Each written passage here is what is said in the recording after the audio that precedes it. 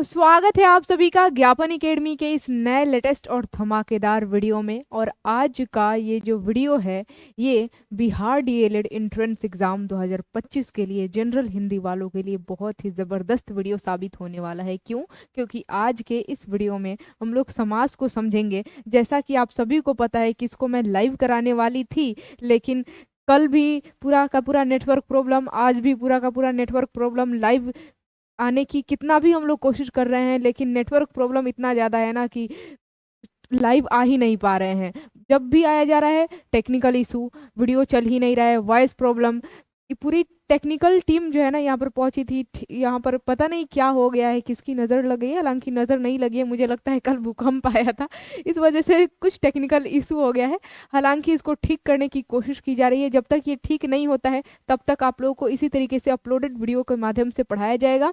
आप लोग uploaded video से पढ़िए और जैसे ही ठीक हो जाएगा तो फिर से हम लोग वापस कंटिन्यू हो जाएंगे लाइव क्लास के जरिए। ठीक है, तो आई होप आप लोगों को बातें समझ में आ गई होंगी। चलिए, बिहार डीएलएड एंट्रेंस एग्जाम 2025 के लिए आज के हिंदी के क्लास में, क्योंकि हिंदी ग्रामर में हम लोग पढ़ने हैं समास, तो आज के हिंदी की क्लास में एकदम ज़बरदस्त अंदाज में समझते हैं कि आखिर समास है क्या, इसको पहचानने का ट्रिक क्या है। इसी टॉपिक को मैं पढ़ा रही थी कि समास किसे कहते हैं, 2 सेकंड में कैसे पहचाने समास को, तो लाइव में ही बता रही थी। और टेक्निकल इतना ज़्यादा इशू आ रहा था कि क्या ही बताया जाए, कट कट की आवाज़ आ रहा था, साथ में ऊपर से टेक्निकल इशू, वीडियो भी रुक जा रहा था और आप लोग को अच्छे से ये समझ में भी नहीं आया था। तो एक बार थोड़ा सा हम लोग समास को समझेंगे और इससे जितने भी बिहार डीएलएड एंट्रेंस एग्जाम में पूछे हुए सवाल है उन सभी सवालों को, प्रश्नों को करेंगे हम लोग। ठीक है, तो चलिए। हर रोज तो सुबह 11:30 बजे लाइव होता है, लेकिन आज भी मैं लाइव आने की कोशिश करी लेकिन हो नहीं पाया टेक्निकल इशू की वजह से। तो चलिए, अपलोडेड वीडियो के माध्यम से ही हम लोग समझ लेते हैं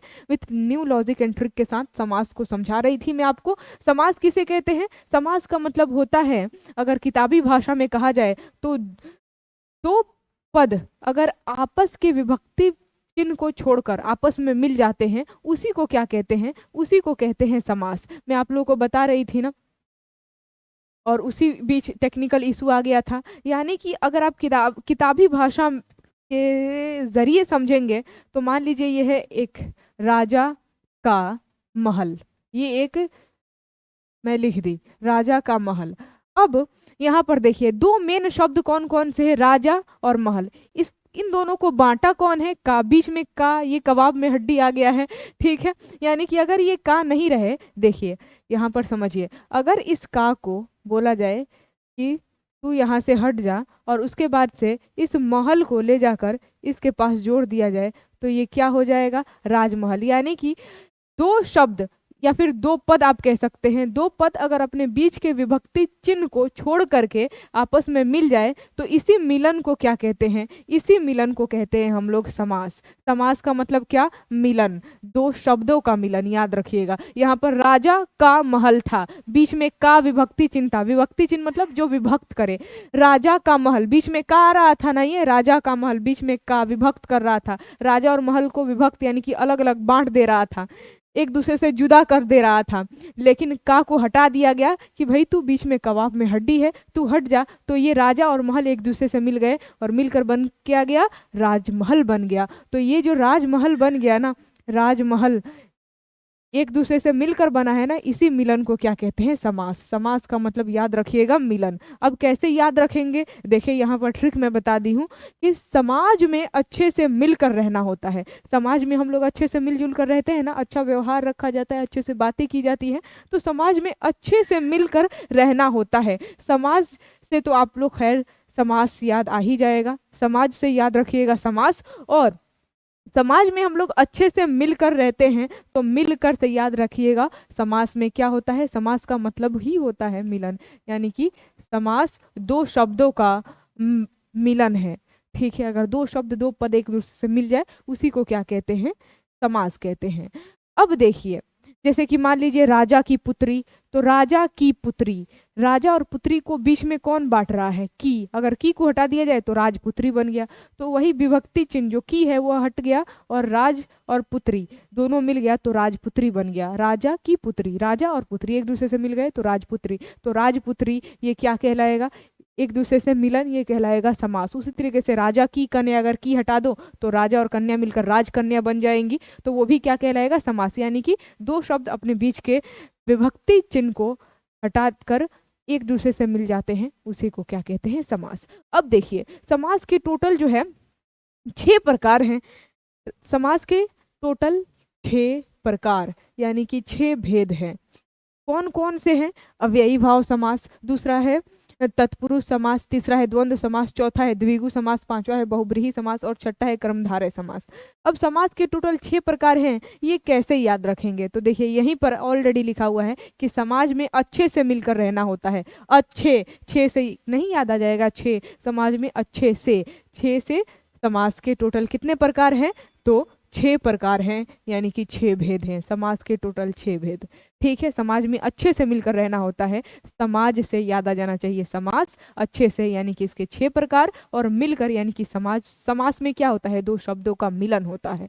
अब देखिए यहाँ पर अब 6 प्रकार को समझते हैं एक एक करके। अव्ययी भाव समास, तत्पुरुष समास, द्वंद्व समास, द्विगु समास, बहुब्रीहि समास और कर्मधारय समास। ये जो समास है ना, इसको कैसे याद रखेंगे? आप लोग कहेंगे मैम आप तो हमें बता दी 6 प्रकार, कैसे याद रखेंगे? समाज में अच्छे से मिलकर 6 से तो 6 प्रकार याद आ जाएगा, लेकिन जो ये 6 अलग अलग प्रकार है इसका नाम कैसे याद रखेंगे? तो इसका भी नाम याद रखने का ट्रिक मैं यहाँ पर लिख दी हूँ, एक बार देख लीजिए, गौर कीजिए।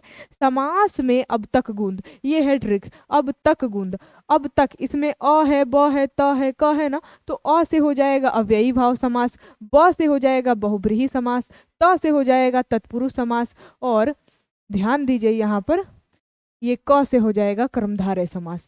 अ से अव्ययी भाव, ब से बहुब्रीहि, त से तत्पुरुष, क से कर्मधारय समास, और लास्ट में ये जो गूंद है ना, गूंद, गु से हो जाएगा द्विगु समास, और लास्ट में न और द है, इससे हो जाएगा द्वंद्व समास।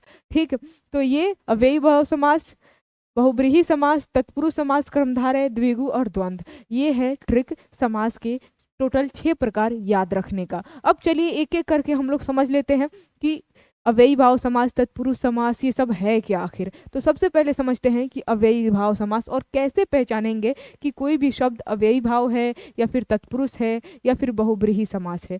समझिए यहाँ पर अव्ययी भाव समास, इसको पहचानने का ट्रिक है, मैं अगर अपने हिसाब से बताऊं तो जिस शब्द के स्टार्टिंग में आपको उपसर्ग लगा हुआ दिखाई दे, उपसर्ग का मतलब पता है ना आपको, जो अक्षर या फिर अक्षरों का समूह जो किसी लफ्ज के, किसी शब्द के शुरू में जुड़ जाए, उसे कहते हैं उपसर्ग। जैसे मैं कहूं दिन, और दिन के स्टार्टिंग में मैं प्रति लगा दूं, प्रति, रुकिए, अगर दिन के स्टार्टिंग में प्रति मैं लगा दूं ऐसे, प्रति, तो ये प्रति जब लग गया तो प्रतिदिन बन गया, यानी कि दिन के स्टार्टिंग में लग गया प्रति, इसी को क्या कहेंगे?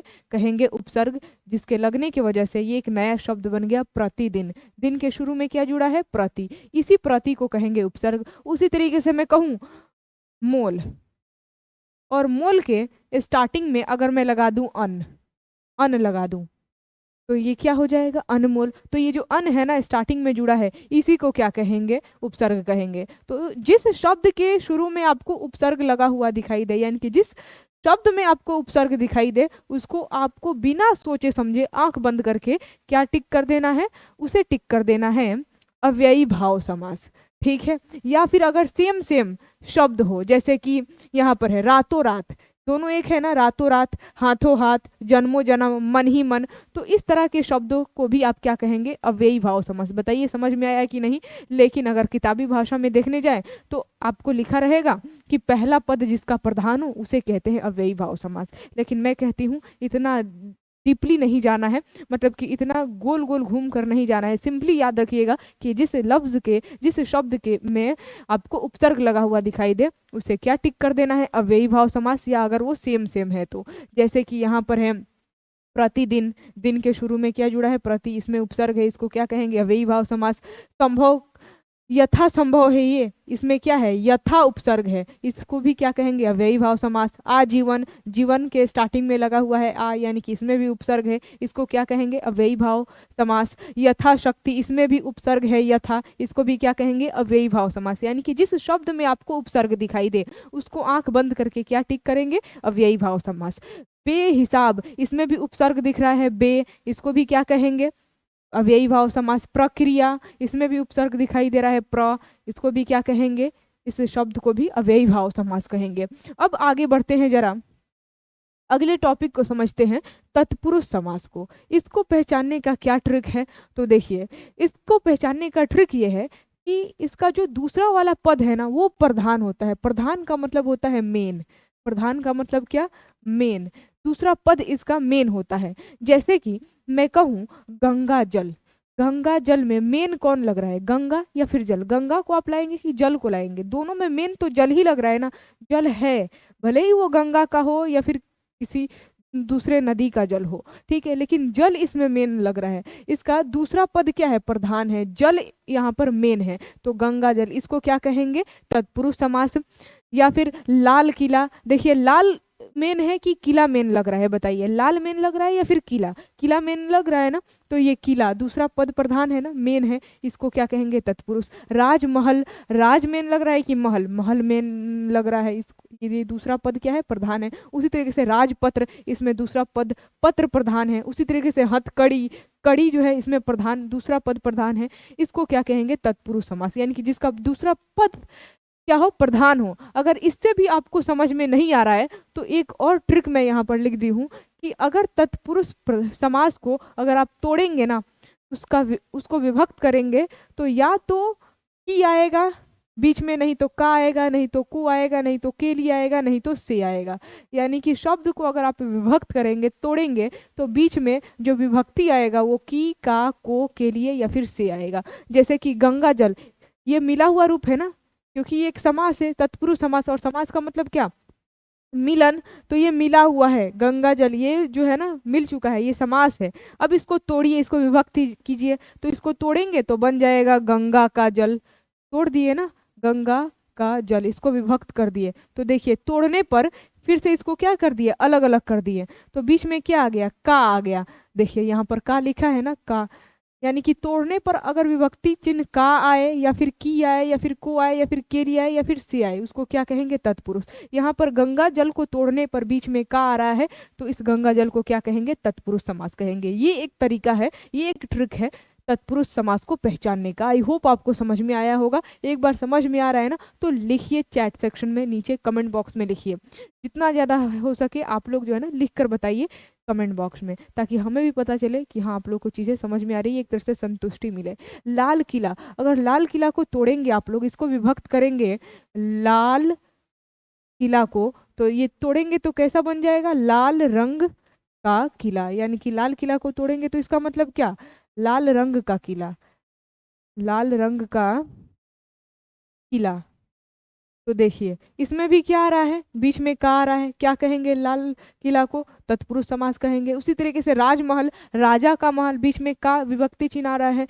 राजपत्र, राजा का पत्र, बीच में का विभक्ति चिन्ह आ रहा है। हथकड़ी, हाथ की कड़ी, बीच में विभक्ति चिन्ह क्या आ रहा है, की, तोड़ने पर की आ रहा है ना, की, देखिए की आता है, तत्पुरुष समास कहेंगे। उसी तरीके से सेना का पति, बीच में का आ रहा है। नेत्रों से हीन, अगर से आए तो भी तत्पुरुष समास कहना है। मृग नयनी, छात्रावास, तो ये है दूसरा तरीका। या तो देख लीजिए अगर दूसरा पद अगर प्रधान है, मेन है, अगर समझ में आ जा रहा है तो उसको तत्पुरुष टिक कर दीजिए, नहीं तो की, का, को के लिए या फिर से में से कोई भी एक विभक्ति चिन्ह आ रहा है बीच में तो आप कहेंगे तत्पुरुष समास, ठीक है। गंगा जल को तोड़ रहे थे तो बीच में गंगा का जल आ रहा था, तो ये क्या हो गया, तत्पुरुष समास। अब यही का को हटा दिया जाए, ये जो का है इसको हटा दिया जाएगा, तो ये दोनों मिलकर क्या बन जाएगा, गंगा जल बन जाएगा, यानी कि इसी मिलन को क्या कहेंगे, समास। ये गंगा जल क्या हो गया, तत्पुरुष समास, ठीक है।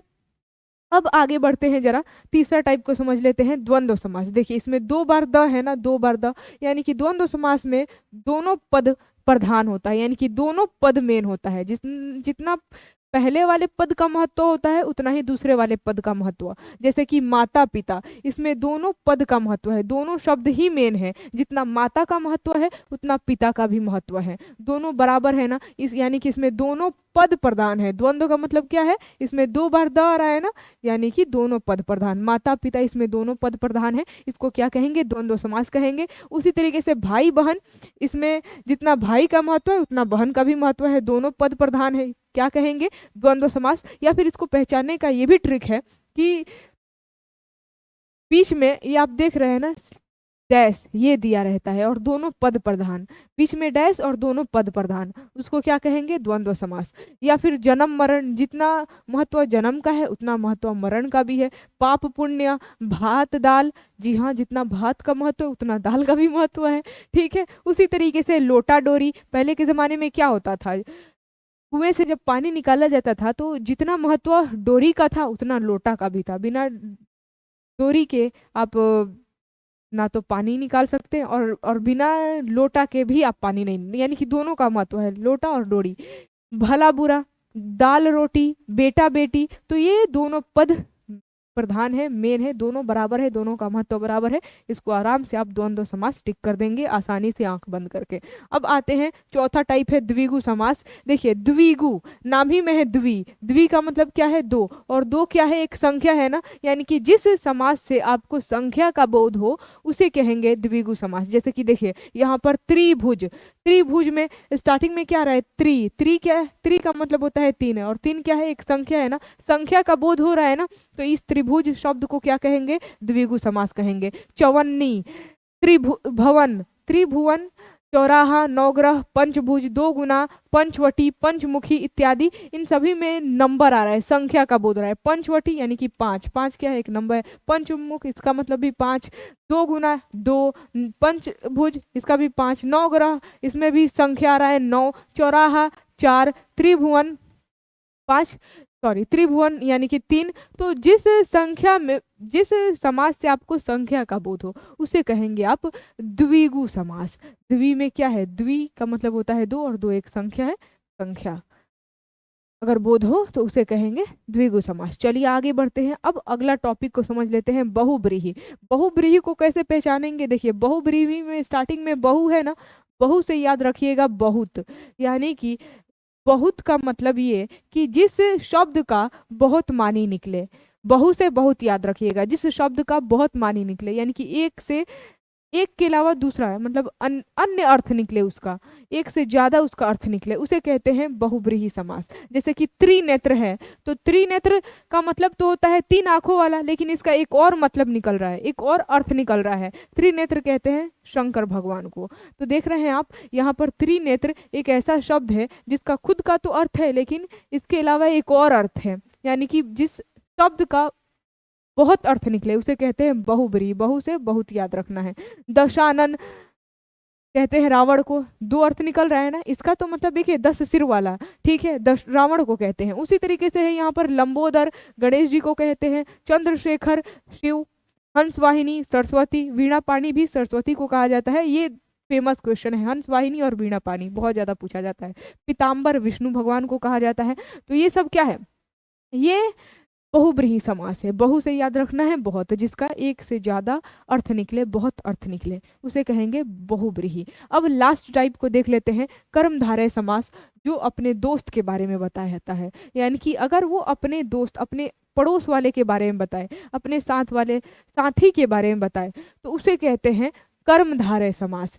देखिए जैसे कि यहाँ पर है नीलकमल, तो ये जो कमल है और ये जो नील है ये एक दूसरे के दोस्त हैं, और ये जो नील है ना ये अपने दोस्त के बारे में बता रहा है कि कमल कैसा है, तो नील यानी कि नीला है। तो यहाँ पर नील क्या बता रहा है? अपने दोस्त के, अपने पड़ोसी के बारे में बता रहा है, अपने साथी के बारे में बता रहा है कि मेरे बगल में जो है ना वो नीला है। ठीक है, यानी कि कमल क्या है? नीला है। उसी तरीके से लौह पुरुष, ये जो लौह है ना ये पुरुष के बारे में बता रहा है कि पुरुष कैसा है, तो लौह है, लोहे के जैसा। उसी तरीके से कमल नयन, नयन कैसा है, तो कमल के जैसा। परमेश्वर, परम ईश्वर, ईश्वर तो परम, परम ईश्वर। ठीक है, महात्मा, आत्मा कैसा, तो महान, महान आत्मा। ठीक है, उसी तरीके से पीताम्बर, ये सभी शब्द क्या कहलाएंगे? कर्मधारय समास कहलाएंगे। अब एक सवाल आप लोगों के मन में हमेशा आता है, विचार आता है आप लोगों के मन में कि मैम अगर ये, अगर यहाँ पर ध्यान दीजिए बहुब्रीहि और द्विगु को लेकर कि मैम अगर ये त्रिनेत्र, किधर गया ये, अगर ये जो त्रिनेत्र है, त्रिनेत्र का मतलब होता है तीन आंखों वाला, तीन नेत्रों वाला, जिसे शंकर भगवान को कहते हैं, इसको तो आप बहुब्रीहि कह रही हैं। अगर देखा जाए तो इसमें भी तो संख्या है, त्रि का मतलब होता है तीन, तो ये भी तो एक संख्या है, तो संख्या का जिससे बोध होता है उसे तो हम कहते हैं द्विगु। तो क्या हम त्रिनेत्र को द्विगु कह सकते हैं? तो मैं कहूंगी कि बिल्कुल कह सकते हैं, त्रिनेत्र को आप द्विगु कह सकते हैं। लेकिन ये ज्यादा पूछा जाता है बहुब्रीहि में। अगर त्रिनेत्र पूछेगा कि त्रिनेत्र कौन सा समास है, तो या तो ऑप्शन में वो बहुब्रीहि देगा, नहीं तो द्विगु देगा, दोनों एक साथ कभी नहीं देगा, और ज्यादातर बहुब्रीहि देता है। तो त्रिनेत्र आप लोग बहुब्रीहि लगाएंगे, क्योंकि त्रिनेत्र का एक अलग अर्थ निकल रहा है, शंकर भगवान को कहा जाता है। ठीक है, आई होप आप लोगों को आपके सवालों का जवाब मिल गया होगा। अब चलिए जरा हम लोग ऑब्जेक्टिव कर लेते हैं, और इन सभी चीज़ों का पीडीएफ, ये जितना भी आप लोग को पढ़ाया जा रहा है क्लास में, इसका पीडीएफ टेलीग्राम चैनल ज्ञापन एंट्रेंस एकेडमी पर डाल दिया जाता है। अगर आप फेसबुक ज्वाइन करना चाहते हैं तो ऑफकोर्स फेसबुक से भी जुड़ सकते हैं। फेसबुक पेज ज्ञापन एंट्रेंस एकेडमी वही नाम है जो यूट्यूब और टेलीग्राम चैनल का नाम है। चलिए आते हैं क्वेश्चन के ऊपर, जरा कर लेते हैं क्वेश्चन। अगर मज़ा आता तब जब ये लाइव में होता, ठीक है, कोई बात नहीं है, एक दिन 2 दिन देख लिया जा रहा है। अगर सारा टेक्निकल इशू खत्म हो जाता है, नेटवर्क प्रॉब्लम ठीक हो जाता है, तो लाइव ही हम लोग बहुत जल्द जुड़ेंगे। ठीक है, चलिए आते हैं यहाँ पर। देखिए सबसे पहला सवाल, आई होप आप लोगों को दिख रहा होगा, दिख रहा है ना? हाँ दिख रहा होगा। पंचवटी शब्द कौन सा समास है? सबसे पहला सवाल है। अब मैं रेड कलर ले लेती हूँ क्योंकि इस पर दिखेगा। आप लोगों को पता है ना, लाल रंग का तरंग दैर्ध्य वेवलेंथ सबसे ज्यादा होता है, दूर से ही दिख जाता है। चलिए बताइए, 27 नंबर सवाल है, लेकिन आप इस लाइव ही समझिए। फटाफट आंसर आप लोग कमेंट बॉक्स में लिखिए। 27, ये सबसे पहला सवाल है कि पंचवटी शब्द कौन सा समास है। ऑप्शन ए में है द्वंद्व समास, बी में है द्विगु समास, सी में है बहुब्रीहि समास, और डी में है कर्मधारय समास। क्या होना चाहिए? देखिए ये 2023 का सवाल है।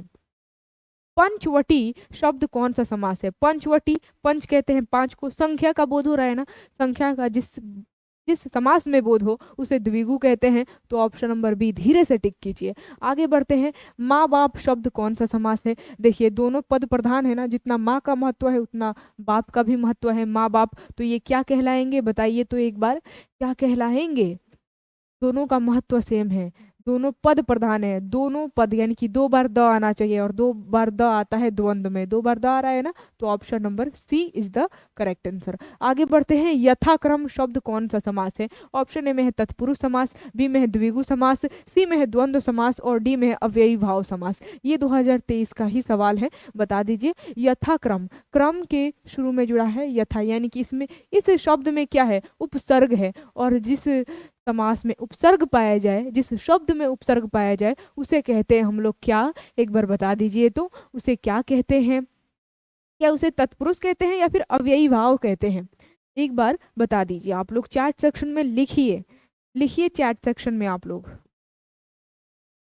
चैट सेक्शन यानी कि कमेंट बॉक्स में आपको लिखना है आंसर। यथाक्रम ये कौन सा हो जाएगा? तो जिसमें उपसर्ग पाया जाए उसे मैं बताई थी ना, याद रखना है, अव्ययी भाव समास कहते हैं। ठीक है, आगे बढ़ते हैं। अगला सवाल है कि चतुर्भुज कौन सा समास है? चतुर्भुज संख्या रहा है, चतु यानी कि 4। ठीक है, 4 क्या है? एक संख्या है, और संख्या इसे कहते हैं द्विगु समास, ऑप्शन नंबर बी। ठीक है, द्विगु समास जिससे संख्या जाहिर होता है। उसके बाद से समास में आए पदों को छोड़कर जब किसी अन्य पदार्थ की प्रधानता हो तब उसे क्या कहते हैं? यानी कि समास में जो पद हैं, आए पदों को छोड़कर जब किसी अन्य पदार्थ की प्रधानता हो, यानी कि जिस पद का अर्थ अलग से हमें मिले, यानी कि कोई अन्य अर्थ हमें मिले, उस शब्द का एक अन्य अर्थ भी हो, अलग अर्थ निकले, उसे हम लोग क्या कहते हैं? उसे बताया गया था ना, उसे क्या कहते हैं बताइए? बहु से याद रखना है, बहुत, यानी कि जिसका बहुत अर्थ निकले, अन्य अर्थ निकले, उसे कहते हैं बहुब्रीहि समास। Option number C is the correct answer. बताइए आप लोगों को ये हर एक सवाल करने में हलवा लग रहा है कि नहीं? आसान लग रहा है ना ये सारा सवाल? ये 2024 का सवाल था कि समास में आए पदों को छोड़कर जब किसी अन्य पदार्थों की प्रधानता हो। ये 24 का सवाल है, ये भी 24 का सवाल है कि चतुर्भुज कौन सा समास है, पिछले साल का सवाल 2024 का। ये सारा लेटेस्ट क्वेश्चन मैं आप लोगों को करा रही हूँ। चलिए आगे बढ़ते हैं। पंचवटी शब्द, ये तो खैर द्विगु समास हो जाएगा। आगे बढ़ते हैं, ये रहा। थोड़ा सा और मैं इसको नीचे कर देती हूँ, बता दीजिए इसका सही आंसर क्या होगा, लिखिए आप लोग कमेंट बॉक्स में। 18 नंबर ये सवाल है कि भर पेट कौन सा समास है। ऑप्शन ए में है द्विगु, बी में है तत्पुरुष, सी में अव्ययी भाव और डी में है बहुब्रीहि। तो काट इस तरह से भी आप लोग आंसर लगा सकते हैं, छांट छाट कर। देखिए बहुब्रीहि तो होगा नहीं। चलिए यहाँ पर जो है ना, आप देखिए पेट के स्टार्टिंग में जुड़ा है भर, यानी कि भर भी एक तरह से आप उपसर्ग ही मानेंगे इसको, तो ये क्या कहलाएगा, ये एक अव्ययी भाव समास कहलाएगा। Option number C is the correct answer. यहाँ पर तत्पुरुष गलत हो जाएगा, ऑप्शन नंबर बी नहीं होगा। बहुत सारे लोग यहाँ पर सोच रहे होंगे कि ऑप्शन नंबर बी तत्पुरुष हो जाएगा, तो नहीं, तत्पुरुष नहीं होगा, क्योंकि तत्पुरुष में दूसरा पद प्रधान होता है, इसमें पद वाली बात ही नहीं है। यहाँ पर क्या जुड़ा है, स्टार्टिंग में उपसर्ग जुड़ गया है भर, तो ये हो जाएगा अव्ययी भाव समास। महापुरुष कौन सा समास है 19 का, ये जो सही आंसर होगा ना, वो होगा ऑप्शन नंबर सी, कर्मधारय समास। ठीक है, महापुरुष क्या है, ये एक कर्मधारय समास है। ठीक, और उसके बाद से है 20 नंबर सवाल कि रसोई घर शब्द कौन सा समास है। तो इसका ऑप्शन नंबर सी होगा, तत्पुरुष, क्योंकि रसोई घर, इसमें तो उपसर्ग तो दिख नहीं रहा है, तो ऑफ कोर्स यहाँ पर थोड़ा सा माइंड डाइवर्ट हो गया, इसमें कहीं पर भी आपको उपसर्ग नहीं दिखेगा, तो अव्ययी भाव कैसे होगा, नहीं, option number A is the wrong answer, गलत आंसर आप कह सकते हैं, उपसर्ग नहीं है इसमें, तो इसको अव्ययी भाव नहीं कहेंगे। रसोई घर, ठीक है, ये क्या हो जाएगा, तत्पुरुष समास, क्योंकि यहाँ पर दूसरा पद जो है ना वो प्रधान है, घर प्रधान है। ठीक है, रसोई घर में जो मेन है वो है घर, लास्ट वाला दूसरा पद प्रधान, तो ये हो जाएगा तत्पुरुष समास। और बाकी ये तो ठीक ही है, यही दो क्वेश्चन में गड़बड़ी हुई थी, कोई बात नहीं है। और महापुरुष क्या हो जाएगा, कर्मधारय समास। आगे बढ़ते हैं,